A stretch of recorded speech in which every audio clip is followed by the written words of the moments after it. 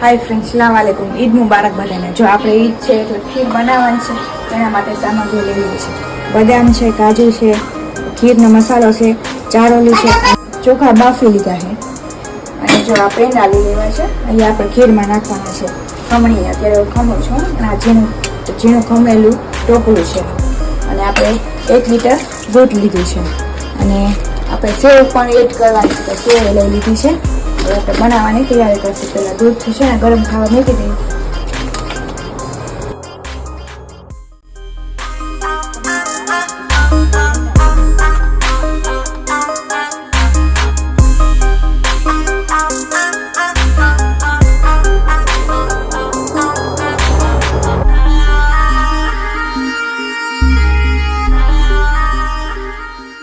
બધા ચોખા ને થોડાક આખા જેવા લાગે છે, તો આપણે જે રીતે થોડા પીસી છે એટલે સરસ થઈ જાય ખીર.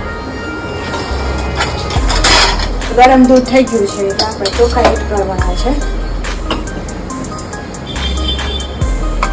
ઝીણીથી પીસી નાખ્યા છે એટલે શું આખા ન રહે.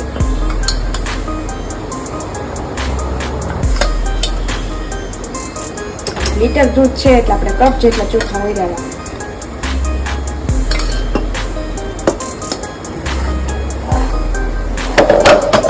થઈ ગઈ છે, થોડી વાર મિક્સ થવા દઈશું આપણે.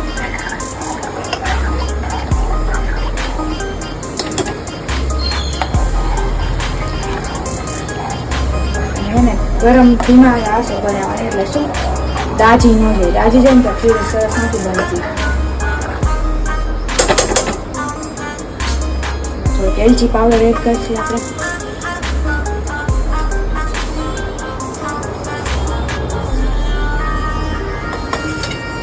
ખાવા દઈશું આપણે બીજું મૂકી દઈશું.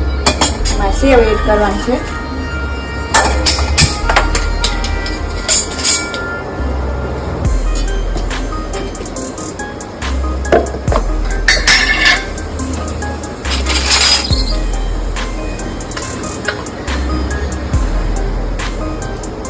બે ચમચી જેટલું ઘી એડ કરશું આપણે.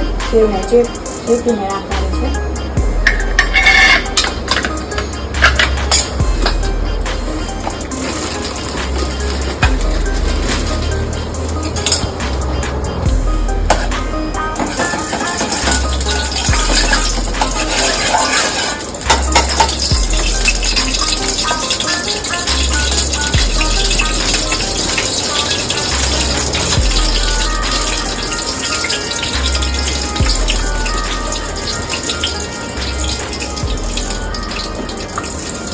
સેવ એડ કરીશું.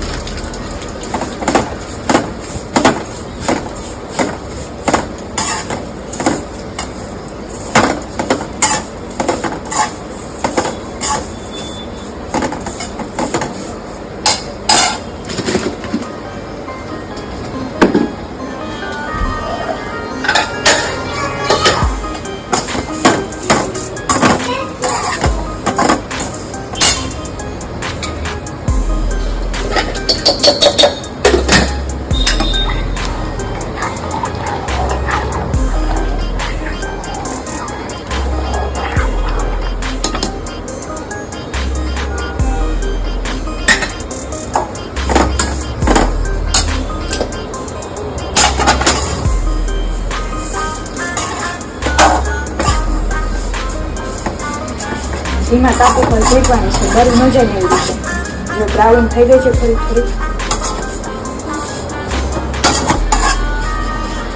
ગોલ્ડન ટાઈપની થઈ ગઈ છે. જો હવે શેકાઈ ગઈ છે, આપણે ખીરમાં એડ કરી દઈશું.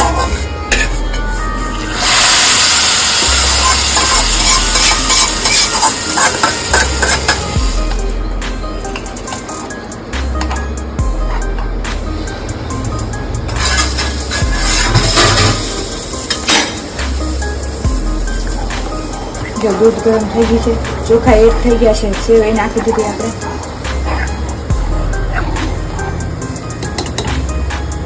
એમાં ખાંડ એડ કરીશું આપણે. ધીમા તાપ ઉપર બનાવવાનું છે. લીટર દૂધ છે એટલે આવડી 2 વાટકી ખાંડ આપણે એડ કરવાની છે.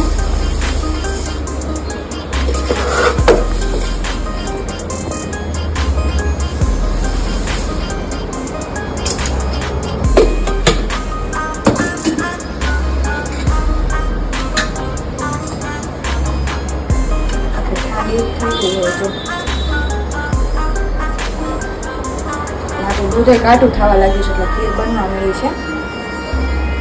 હવે એમાં ટોપરું ખમણેલું ટોપરું એડ કરી દઈશું.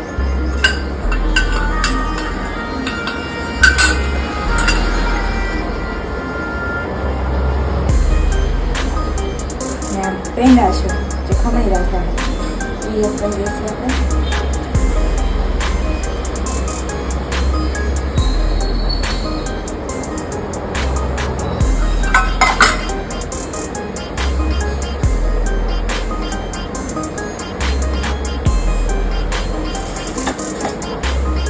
ચારોલી નાખી છે એડ કરી દઈશું. ચારોલી જ્યારે દૂધ ઉગડતું હોય ને ત્યારે નાખવાનું એટલે શું પાકી જાય. અને આ બધો મસાલો છે ને દૂધ ખીર થઈ જાય ને પછી નાખવાનો છે.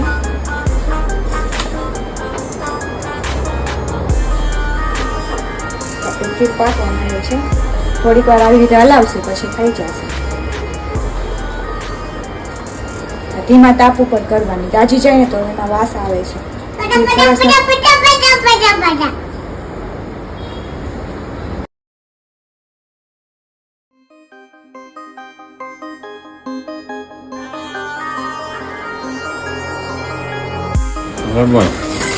આપણી ખીર જે બની રેડી થઈ ગઈ છે. હવે એમાં આપણે વસ્તુ એડ કરવાની છે. બદામ છે, બદામ એડ કરી દઈશું. કાજુ બદામ છે. આ ખીરનો મસાલો છે એ એડ કરી દઈશું આપણે.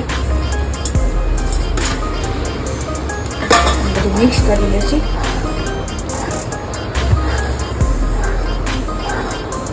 ખીરના મસાલાથી એને કલર બદલી જાય છે.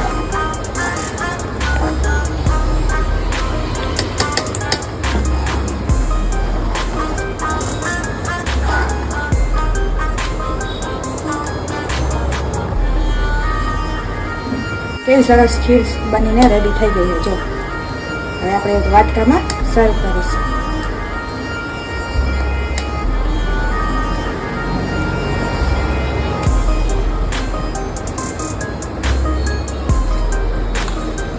ચાલો બધા ખીર ખાઓ. જો સરસ મજાનો ટેસ્ટ અને સરસ સુગંધ આવે છે. બધા ચાલો ખીર ખાવા. આપણી ખીર થઈ ગઈ છે તૈયાર.